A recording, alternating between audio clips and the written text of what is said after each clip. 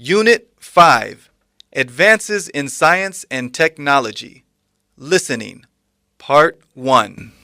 Good morning, Nancy, and welcome to this new edition of our program. In your view, what is the importance of ICT to the African continent?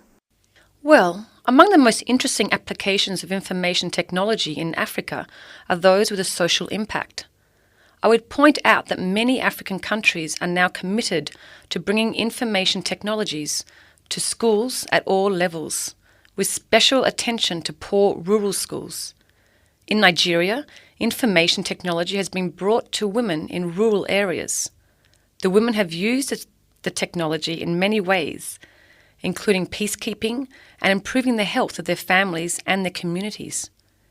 In a rural village in Uganda, the women of the community can now go to the telecentre to use a CD-ROM in Luganda, their language, to learn ways in which they can increase their own and their families' incomes. Part 2. Sounds very interesting, isn't it? Now, what's the impact of ICT on third world women's lives? Information technology is a tremendous tool for women in developing countries. Women far outnumber men among the poor of the world. They are far more likely to be isolated, to lack education, to be devoid of resources to ameliorate their situation and that of their families. Information technology can be a tool to end their isolation, to give them access to government and decision makers, and to improve their families, education and health. Obviously, many barriers stand between them and access to this technology.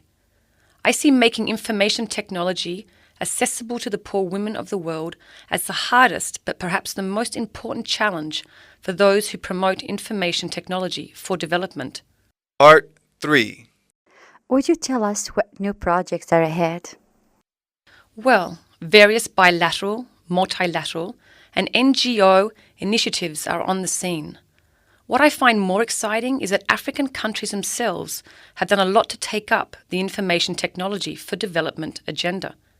Many of them have made information technology for development a development priority. They are developing their own ICT strategies, finding financing from national and external sources. My last question, Nancy. What are your dreams for Africa in ICT?